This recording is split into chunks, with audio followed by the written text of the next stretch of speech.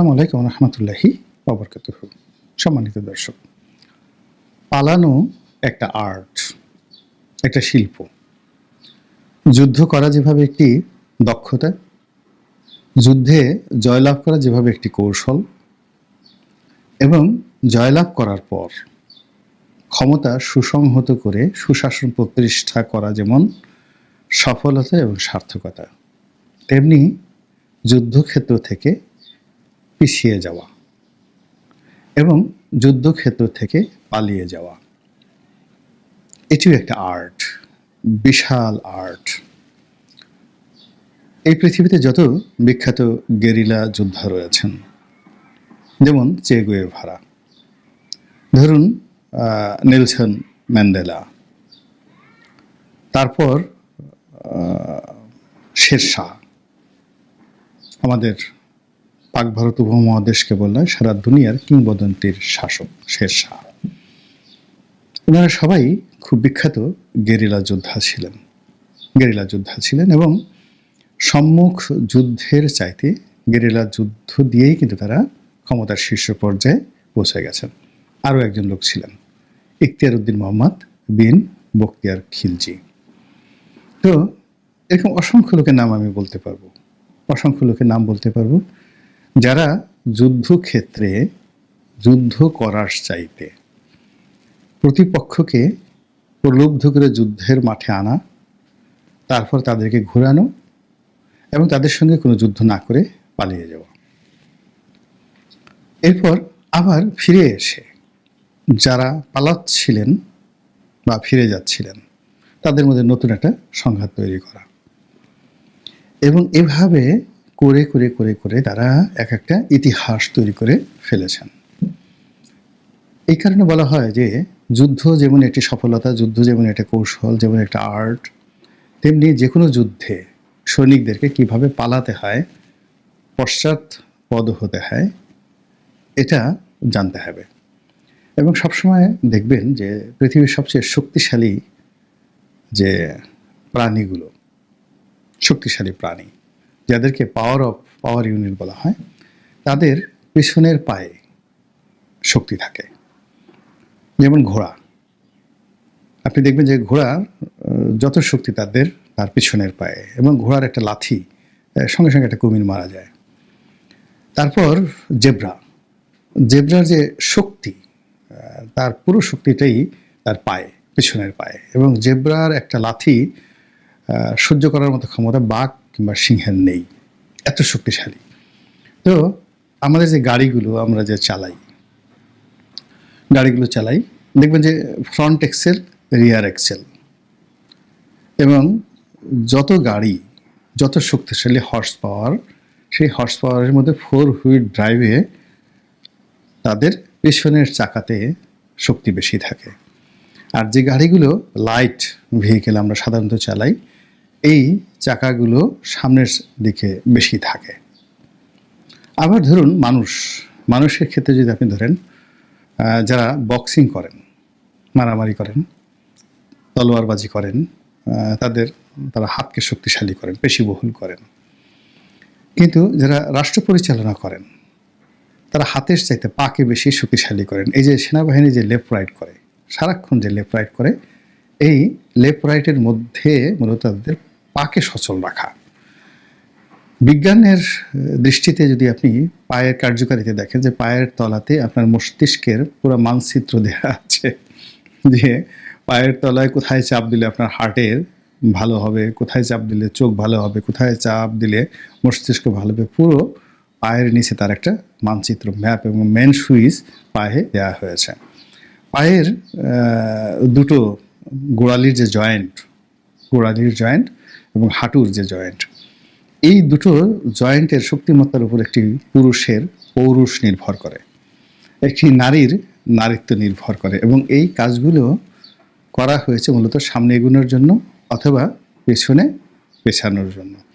এবং এই যে দেখুন, আমরা যে পা ভাঁজ করি, আপনারা পা ভাঁজ করি, সামনের দিকে কিন্তু আমরা পা ভাঁজ করতে পারি না, পেছনের দিকে পা ভাঁজ করি। ফলে জীবনে 10 বার যদি আপনি সামনে এগোন, তাহলে অন্ততপক্ষে 100 বার আপনাকে পিছনে ফিরে তাকাতে হবে, পিছনে ফিরতে হবে, বা অপসারণ করতে হবে। এই জন্য পালানো ইজ আর্ট। তো এখন বর্তমানে রাজনৈতিক যে অস্থিতিশীলতা চলছে, এটা নিয়ে কে পালাবেন না নানা রকম গুজব রয়েছে। এবং আপনারা দেখেন যে আওয়ামী লীগের যারা লোকজন রয়েছেন তাদের কাছ থেকে শিক্ষা গ্রহণ করেন যে তারা কত ডাইনামিক্যালি, কত ম্যাটিকুলাসলি, কত সতর্কতার সাথে, কত সাবধানতার সাথে তারা পালিয়ে গেছেন। আমরা তাদের কারোরই একটি পশম স্পর্শ করতে পারিনি। যে সমস্ত লোকের উপর আমাদের রাগ ছিল, খুব বেশি ক্রোধ ছিল, যাদেরকে পেলে আমরা একদম পাড়িয়ে তছনছ করে ফেলতাম, গালের ৩২টা দাঁত খুলে ফেলতাম। আমাদের মানে দক্ষিণ অঞ্চলে মানে যেটিকে বলা হয় থাপ্পড় মেরে মুখের জামি শব্দটা আমি এখনো বুঝি না, জামি ফাটিয়ে দেওয়ার কথা বলা হয়। তো এরকম জামি ফাটিয়ে দেওয়ার, যাদেরকে পেলে জনগণ জামি ফাটিয়ে দিত। তারপরে শেষে দক্ষিণাঞ্চলে ৮০ দশকে যেটি হতো, অন্যান্য এলাকাতে যেমন ঘুষি মারা হতো, কিন্তু দক্ষিণাঞ্চলে কারো প্রতি রাগ হলে তাকে কেনু দেওয়া হয়, অর্থাৎ কনুয়ে দিয়ে আঘাত করা হয়। এটিকে বলা হয় কেনু। এবং সেই কেনুর আবার একটা ভালো কথা আছে, রোয়া পড়া কেনু। মানে আমরা দানাদার যে গুড় খাই, যেটিকে দানা পড়ে যায় চিনির মতো, ওইরকম দানা পোড়া, রোয়া পড়া কেনু। এটা দক্ষিণাঞ্চলে ভীষণ রকম, মানে কারো প্রতি যদি খুব কেউ বিক্ষুব্ধ হয়ে পড়ে তাহলে বলে যে তোকে রোয়া পড়া কেনু দেওয়া দরকার। এরকম আওয়ামী লীগের যে সমস্ত লোকের উপর রোয়া পড়া কেনু থেরাপি একেবারে অপরিহার্য হয়ে পড়েছিল, তার একটা লোককেও আমরা ধরতে পারিনি। এর কারণ হলো এই লোকগুলো খুবই বুদ্ধিমান। তারা যেভাবে দাপট দেখিয়েছে, হুমকি দিয়েছে, ধামকি দিয়েছে, বড় বড় কথা বলেছে, এবং গত ১৫টি বছর ধরে আমরা তাদেরকে আজরাইল হিসেবে মনে করেছি। কিন্তু যখনই পরিবেশ পরিস্থিতি প্রতিকূলে চলে গেছে, কোন ফাঁকে ফুরুত করে তারা সবাই নিরাপদে যে কীভাবে চলে গেছে, with their family, with their money এবং with their asset and everything. আর বাংলাদেশে যা কিছু রেখে গেছে সব লায়াবিলিটিস আমাদের জন্য। তো এখন এই যে আওয়ামী লীগের যে পালানোর সফলতা, এই সফলতার কারণেই তারা কিন্তু সেখান থেকে আবার ফিরে আসার জন্য স্বপ্ন দেখছে। আর আমরা ভয় পাচ্ছি যে কোনো সময় তারা ফিরে আসতে পারে।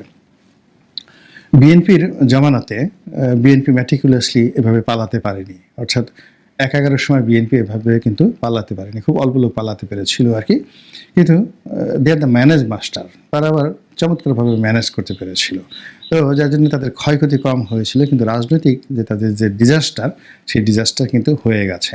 তো তারা যদি আওয়ামী লীগের মতো ব্যাপক হারে পালাতে পারতো এবং বিদেশে গিয়ে তারা শক্তি সঞ্চয় করতে পারতো, অক্ষুণ্ণ রাখতে পারতো সব কিছু, তাহলে আওয়ামী লীগ এতদিন থাকতে পারতো না। তো এখন যে একটা দোদুল্যমান অবস্থার মধ্যে আছে, অনেকের আমাশয় শুরু হয়ে গেছে এই বর্তমান অস্থিতিশীল অবস্থায়। অর্থাৎ আমি ২০২৫ সনের এই মার্চ মাসের শেষ সপ্তাহের কথা বলছি। অনেকের এই রাজনীতির ময়দানে রীতিমতো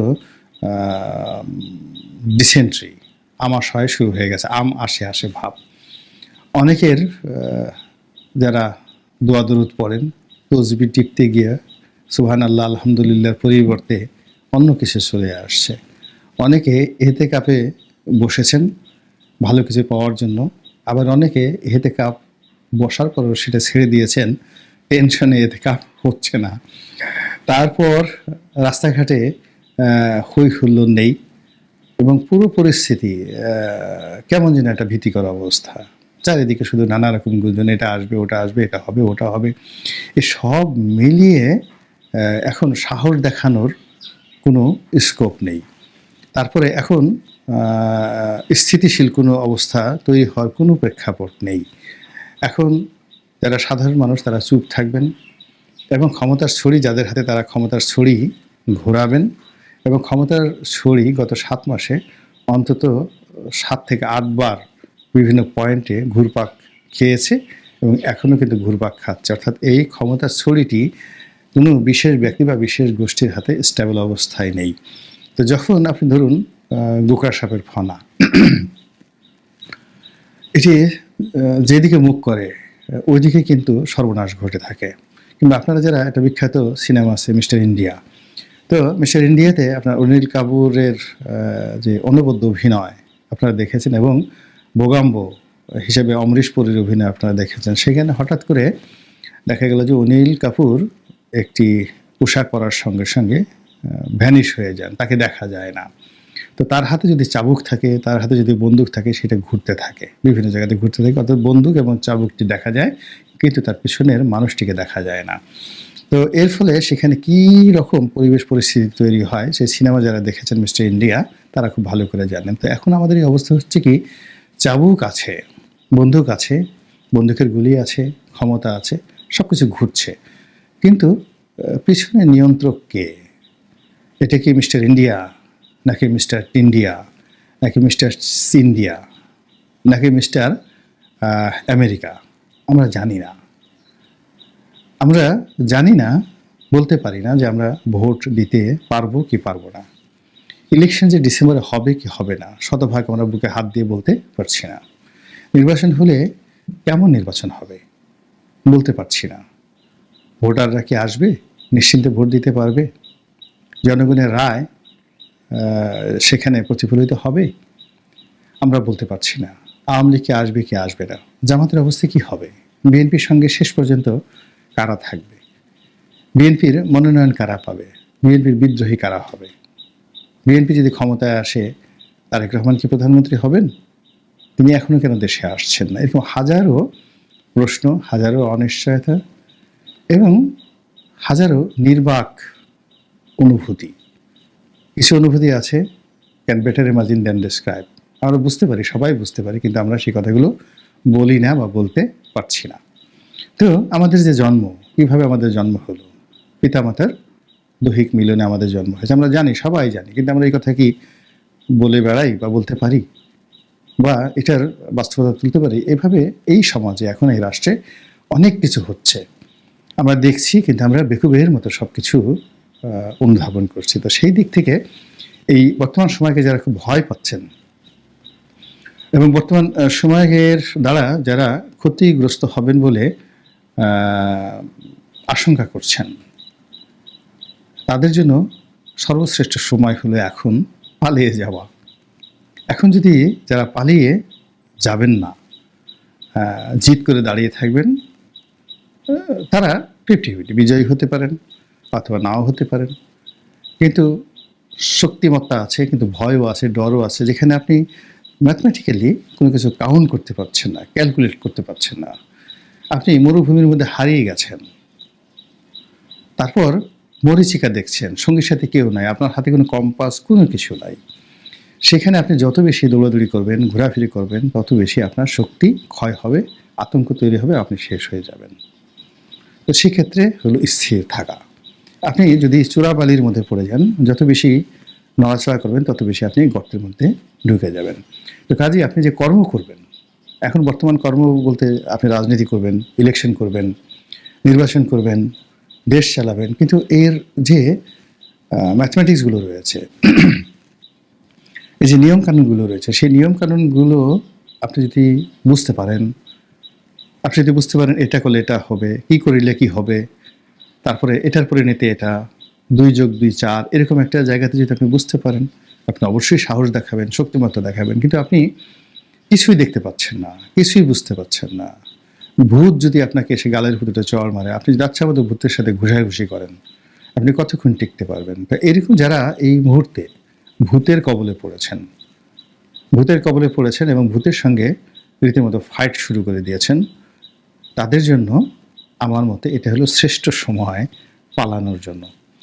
এখন যদি না পালাতে পারেন, সারা জীবন পস্তাতে হবে।